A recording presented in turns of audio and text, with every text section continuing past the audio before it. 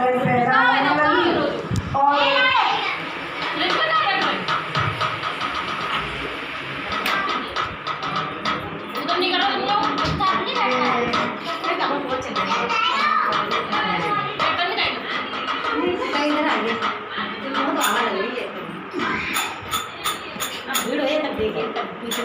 ठीक है देखो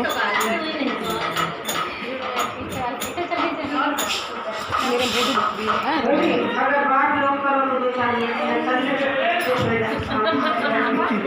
बात करने थोड़ी बीच में बोलने में फिर ध्यान बच्चे आते ना बोल दुर्गे मैया की जय। तो पार्वती जी कहने लगी कि भाई हमारे तो कभी त्रिलोकी नाम है, ऐसा तो कुछ नहीं है कि किसी से हम ही कम है, देवादिदेव महादेव है, लेकिन जो विष्णु जी के यहाँ से भगवान वो हमारे यहाँ नहीं है। आज जाके प्रभु से बात करूँगी। और पार्वती जाके कैलाश पे पहुँची, भोले बाबा से बोली कि महाराज हमको आपसे कुछ कहना है। भोले बाबा ने देखा, समझ गए कि ये कुछ आज दाल में काला है। महाराज बैठ गए, बोले पार्वती ठीक है कहो तुमको क्या कहना है। तो पार्वती भोले बाबा से कहने लगी और क्या कहने लगी कि आप लोग शांति का सहयोग देना, बोलना बिल्कुल नहीं। जिस किसको मान और भोले बाबा से प्रेम हो बिल्कुल नहीं बोलेगा। बोल भोले बाबा की जय। पार्वती बोली बोले से हो, पार्वती बोली बोले से हो, पार्वती बोली बोले से ऐसा महल बना देना। कैसा? जोड़ी दे के बोले बोले क्या करना भाई क्या करना, जोड़ी दे के बोले बोले क्या करना भाई क्या करना।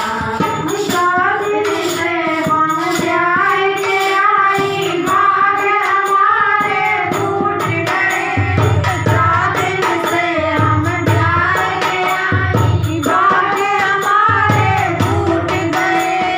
फीसद फीसद भाग तुम्हारी हाथ हमारे टूट गए, फीसद फीसद भाग तुम्हारी हाथ हमारे टूट गए। कान खोल कर सुन लो बोले हो, कान खोल कर सुन लो बोले, अब पर्वत पर नहीं रहना। जोड़ी दे के बोले बोले क्या करना भाई क्या करना, जोड़ी दे के बोले बोले क्या करना भाई क्या करना। बोले बोले पार्वती से तेरे मन में धीर नहीं, बोले बोले पार्वती से तेरे मन में धीर नहीं। ऊंचे महलों में रहना अपनी है तकदीर नहीं, ऊंचे महलों में रहना है अपनी तकदीर नहीं। करो तपस्या खुद पर्वत पर हो, करो तपस्या इस पर्वत पर महलों में बिठा लेना। जोड़ी दे के बोले बोले क्या करना भाई क्या करना, जोड़ी दे के बोले बोले क्या करना भाई क्या कहना। पार्वती जी कहने लगी कि महाराज बहुत दिन हो गए हमारी शादी के, और अभी तक आप जो कुछ कहते रही मैं वो सब सुनती रही, लेकिन अब ऐसा कुछ नहीं होगा। जो मैं कहूँगी वो आपको करना पड़ेगा, और महल तो आपको बनाना ही पड़ेगा, क्योंकि मैंने ये प्रण ले लिया है कि मैं अपने महल में ही रहूँगी। वो भी मैं बताऊँगी वैसा ही महल होना चाहिए। भोले बाबा कहने लगे कैसा महल? पार्वती जी बोली सुनो, अरे सोना चांदी हीरा मोती चमक रहे हो चम चम चम, सोना चांदी हीरा मोती चमक रहे हो चम चम चम। दास दासियाँ भरे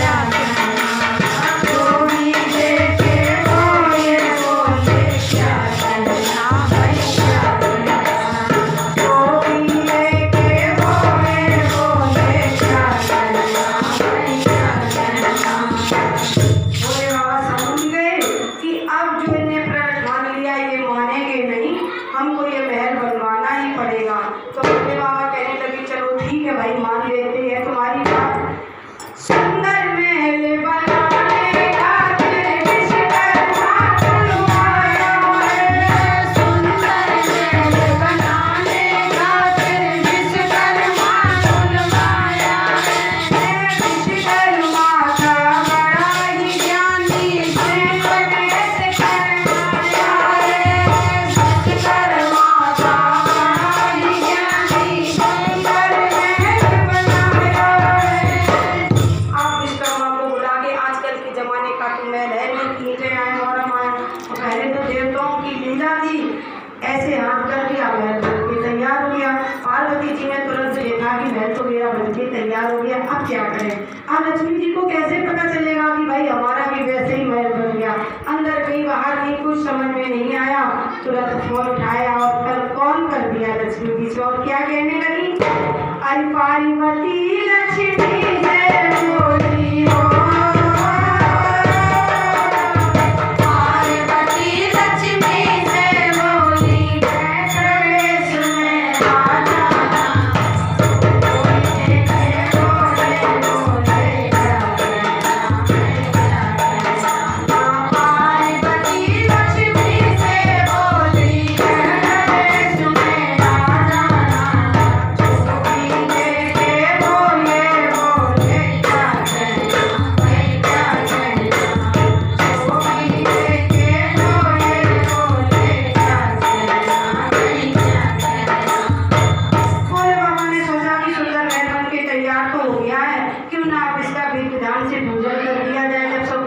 अच्छा हो रहा है।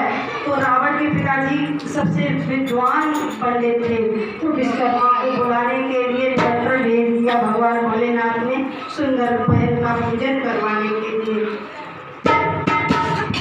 गृह प्रवेश करवाने खातिर पंडित को बुलवाया है। गृह प्रवेश करवाने खातिर पंडित को बुलवाया है। विश्वकर्मा का बड़ा ही ज्ञानी गृह प्रवेश करवाया है। विश्वकर्मा का बड़ा ही ज्ञानी गृह प्रवेश करवाया है। जब पूजन हो गया तो भगवान भोलेनाथ बोले कि रावण से, वो विश्वकर्मा से, पंडित जी जो भी आपकी दक्षिणा हो आप मांग लो, आपको दक्षिणा में क्या चाहिए। तो पर वो तो नहीं बोल पाए। रावण तुरंत उठा, हाथ जोड़ के कहने लगा, महाराज मांग तो ले, अगर कहीं आपने मना कर दिया तो हमारा वचन बेकार हो जाएगा। बोले नहीं नहीं, ऐसा कुछ नहीं है, जो तुमको मांगना हो मांगो, हम त्रिलोकी नाथ हैं, जो कह देते हैं वो दे देते हैं। तो रावण हाथ जोड़ के खड़ा हो गया और क्या कहने लगा, प्रभु से क्या मांगने लगा कि